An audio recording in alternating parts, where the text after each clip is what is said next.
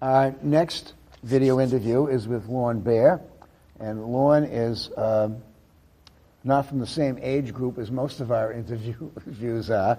And Lorne, give us a little bit about your background, family, schools, siblings, where you grew up, what your parents did, etc. Well, first of all, I wanted to just let you know I just turned 50 yesterday, so I am now officially straddling the line between you're with us now. The young ones and the old ones. Yeah. I was born in 1961 in New Brunswick, New Jersey. My godfather was a wobbly bookseller named Perry Kaiser, a name you might remember, actually. Yeah, I do. Marvin Monlin talks about Perry in his book on Booksellers Row. I grew up kind of all over the world. I grew up in my early years in Spain. My father was the Peace Corps director in Ecuador in the late 60s. I lived there for a couple of years. And then when I was about 12, we moved away from city life to a commune in rural southern West Virginia, where I spent the rest of my childhood and graduated from high school there. Didn't go to college right out of high school. I decided to. It was right after they had reinstated the selective service, so I volunteered for the Coast Guard for 4 years. Just Vietnam was too recent a memory. I didn't want to risk it, so I spent 4 years in the Coast Guard. Then got most of the way through a biology degree at Virginia Polytechnic Institute, then transferred to the University of Maryland, where I got a degree in creative writing and taught for a number of years. I was a technical writer and editor, freelance mostly. Did a lot of research, legal research and writing. Finally, I had always harbored an interest in books. I'd always been a kind of casual collector all through my childhood and through my college years. As I said, my godfather was an antiquarian bookseller of some notoriety. He and my father were very close friends. My father always had a very high regard for the book business. Although he wasn't a collector himself, he spoke very highly of booksellers. He used to insist that the one true measure of civility of any city could be measured in direct proportion to the number of used bookstores it had. And I took that to heart. He went way out of his way to say, it's very clear to me that you really love books and that you have a really good eye and you're going to be a big success in this field if you just follow your instincts. Right. And that meant a huge amount to me. And we became rather good friends after that. We saw each other quite often. And the other, and you're going to hear, I'm sure you hear this one over and over again, I think the prince of the business, Tom Congleton, who has been so influential for so many young booksellers. I can't imagine a more generous mentor. In fact, it was the day at some regional book fair somewhere, probably Baltimore or something, when Tom came up to me and said, "How's this radical thing going for you?" And I said, "Well, I think it's interesting." And Tom said, "I think it's really interesting." It's when I chose to close my shop and do it. Really? I made the decision just right like there. That. Yeah. Wow. And he was right. It is really interesting, and he's been a huge source of support. There have been many others, obviously, yeah. and but those are the two that stand out. You bet. That stand out for you. Yeah. When you ran your shop, was it a well attended? Did people come to it, or was it just a place where you hung out and hoped? It was actually a very vibrant place. We had a coffee shop and a bookstore. We sold everything from antiquarian Americana to art remainders. We had a modest section of collectible books, a lot of good scholarly used books. And because of the coffee house and because of the remainders, frankly, we got a lot of traffic. And it was a very popular place. I still have people coming up to me years later saying, I just miss your store so much. Of course, they never came in when I was open. But, of course. It was a vibrant place, but it's no way to, it was no way to make a living. You know, basically you get tired of paying yourself $8.50 an hour after a while. Yeah, you know, it can be a drag. Huh? Yeah, and I wasn't getting to handle the material I really wanted to handle. That was the important thing. Did you find yourself tied down to the shop? Absolutely. Yeah. You couldn't get out and get around? Couldn't get out and scout. I had employees, but in order to sell anything of significance, I had to be in the shop. Nothing good ever happened when I was gone. Yeah. And frankly, to find good material, it wasn't, Winchester, Virginia just wasn't the kind of place where good material came in the door. I had to be out looking for it. And when I finally came to the realization that what I wanted to do was sell fewer, better books, it became very clear that I needed to be, out beating the bushes. The next question would be about the internet. Yeah. Are you an internet person? Or do you use it as a strong tool for your business, or is it an adjunct? I do use it as a strong tool for my business, but perhaps not in the way that you're thinking that you typically think of. I sell very few books through the online listing services. However, I've invested a good bit of money in my website. I sell very few books through my website, honestly, but it's a great advertising tool. I am very I'm pretty old-fashioned. I issue printed catalogs, and that is 70% of my revenue stream. The rest of it is book fairs and a little trickle of books that go out over the internet. But I've found, because my customer base is primarily institutional, that the librarians still respond to a printed catalog better than they respond to anything else. I'm very committed to, I'm also a frustrated writer, so... your background has that in it. Right. So issuing catalogs, kind of satisfies my, my writerly instincts. But your catalogs are not just printed, you also do e-catalogs. I do, yeah. And that's an experiment, actually. We've just started doing them, and they're doing well. What we decided was, we do, you've seen our catalogs, they're pretty highly produced. Right. They're not cheap to make. Right. So there has to be a sort of minimum dollar value in those catalogs to make economic sense to print one. So we've settled on doing 4 a year, with the idea that there's going to be a minimum of about $150,000 in inventory up in a printed catalog, which leaves gaps, so we fill those gaps with very focused, single subject e-catalogs, which keep our name fresh in front of people, right. and I think can be really interesting to look at. We just did one titled Unpleasant White People, which was all right-wing movements and racism and anti-Semitism. It did phenomenally well. And we've got one coming up that's going to be on narcotics and the underworld, another one, focused strictly on radical juvenile titles. Another one will be radical songbooks and sheet music.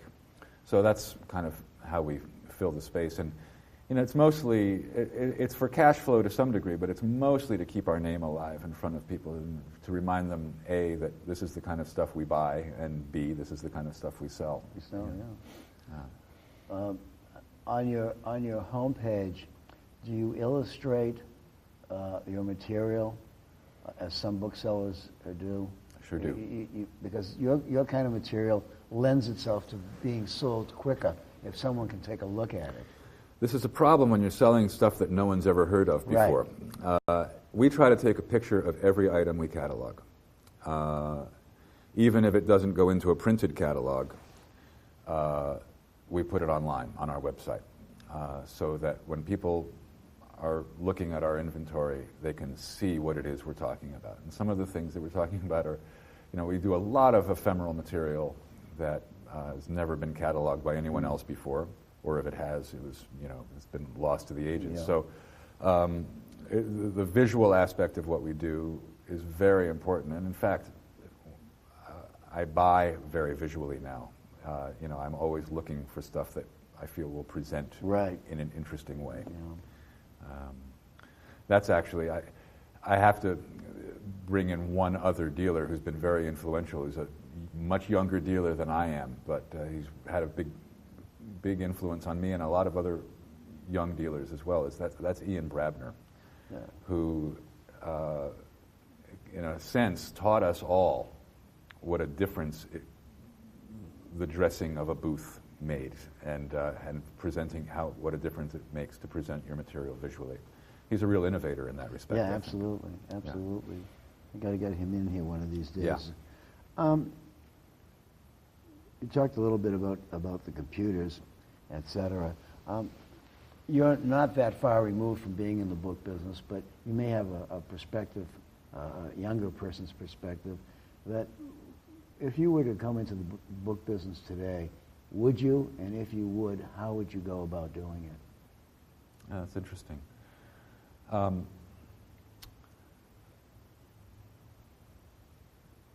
I think the answer to the first question, would I, Yeah.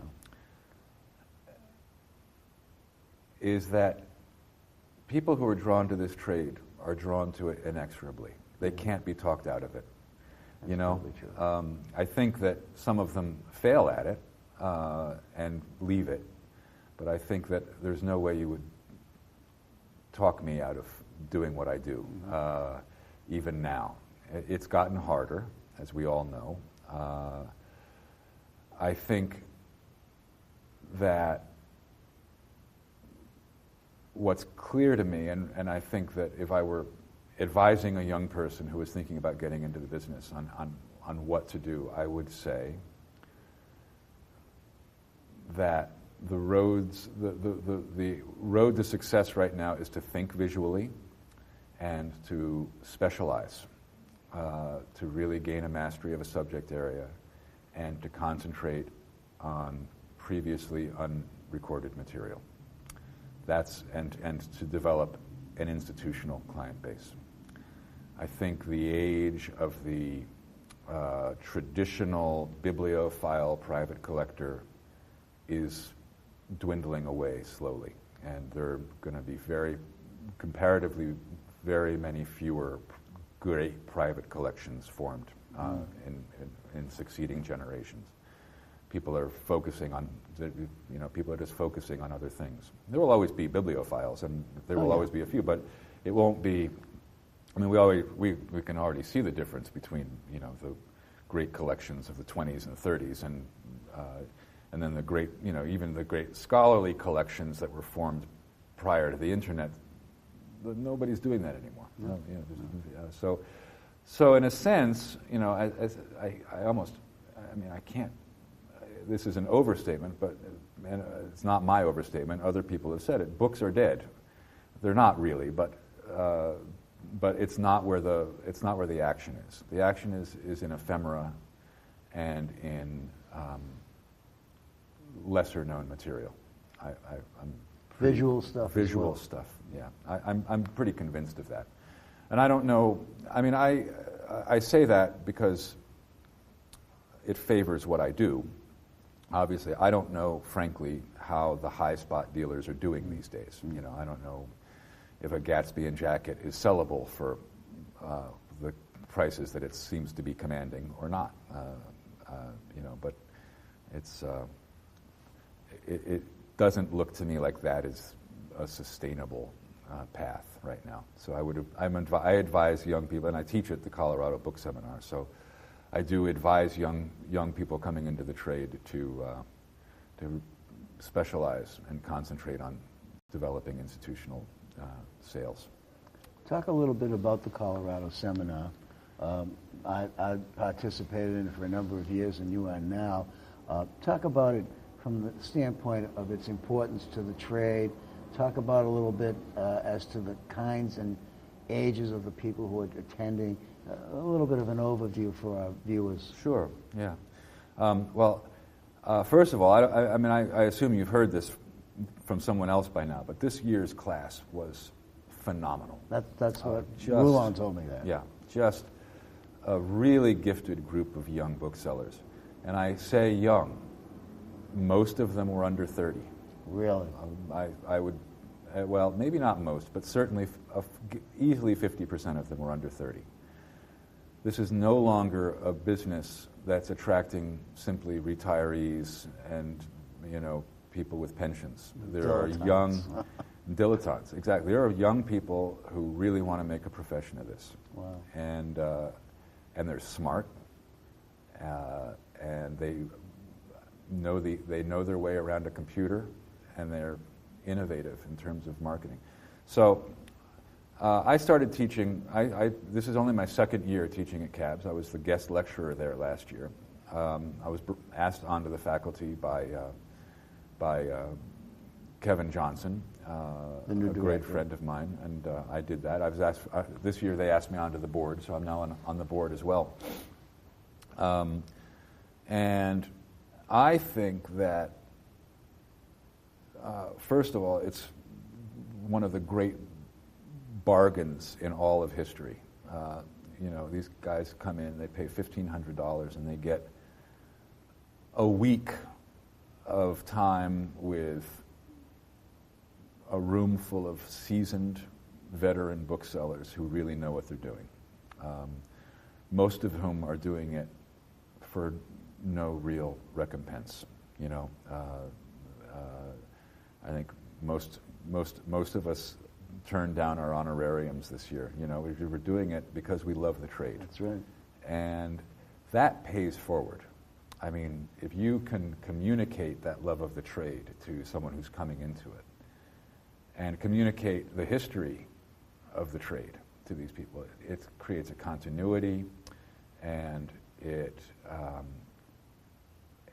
breeds a whole new generation of generous and principled booksellers. I think it's maybe one of the most important things going in the book trade right now. I wish to hell I'd known about it when I got into the business 15 years ago. I would have benefited so much from it. It would have saved me easily 5 years of trial and error. That's a lot of people have said the same thing. So talk about your money's worth. I mean, it's just phenomenal. And in this year's crop of students, we netted, I think, easily 6 or 7 who are potential ABAA members. I hesitate to call it the training boot camp for ABAA, but I think that in some sense it is a perfect feeder program for, it's creating more sophisticated booksellers who are going to develop the skills to become real antiquarians. It's very exciting. I hope I'm involved with it for a very long time. One of the things that I noticed about it, Lorne, was that some of the graduates have come back to being on the faculty over the years, which tells you something about the development. Yeah. But it's astonishing that so many young people are participating these days. Yeah. I think, I don't know what it says. I don't know whether that says something about the book trade or whether it says something about the economy at large, whether people are looking for alternative careers at a younger age. But what's exciting to me is that these kids want to do this in the most serious way, and they don't want to waste any time. And as you said, they're pretty much computer literate. Right. And they have innovative ways of doing things. And Yeah. I think that bodes well for the trade, don't you? I do too.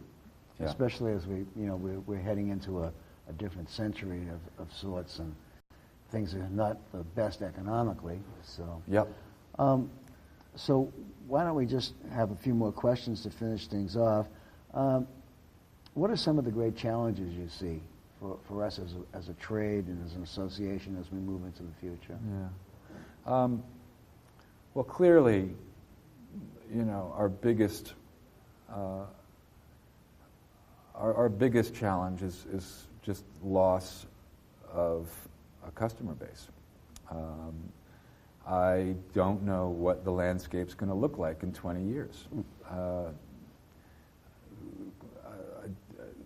People are going to lose a hands-on acquaintance with the physical book. It's not going to become the primary way that people get information. So even in kids that I see it in kids who are coming out of college now, they don't have a book instinct. The books are nostalgic, are already becoming nostalgia for them. Now what I don't know is whether that's a good thing or a bad thing. Nostalgia breeds collectors, as we all know. Yeah. So maybe it will enhance the collectability of some things, but my suspicion is that the love for the book as object, which is sort of the basic impulse for the bibliophile, is going to sort of slip away gradually, which is another reason I feel it's so important to deal visually, and also to, I think another aspect of that that's also a challenge for the trade is that these objects are going to have to be reinvented and re-explained. You're going to have to approach the cataloging of a book in novel ways. Cataloging is going to have to tell a story. You're going to have to explain. It'll no longer be enough, to simply give a condition description and a collation and a publication date. You're going to need to explain to people why a book is important, and why it fits into and how it fits into the narrative of their lives. And where I think a lot of us, even, I'm at the tail end of this generation, but a lot of us who have been in the business for a while, we're very accustomed to buying a book, sticking a price in it, putting it on a shelf, and having someone come along, find it, and pay for it. Right. And I just don't think that's going to happen much anymore. It's going to every book is going to have to be treated as an artifact and explained. That's certainly a challenge right there. That is a challenge. Yeah. The good thing is that books are among the easiest things to tell stories about, because they each contain their own story. There's the history, there's the story behind the physical object itself, there's the story behind the authorship of the book, the readership book, the way that the book was received into culture. There's so much to say about even the dullest book. Right. And believe me, I sell a lot of dull books. We all do. We all do. We all do. Well, I think we've just about come to the end of our tray. Well, and it's been great. Nice talking sure to you. I enjoyed it. Thanks, Mike.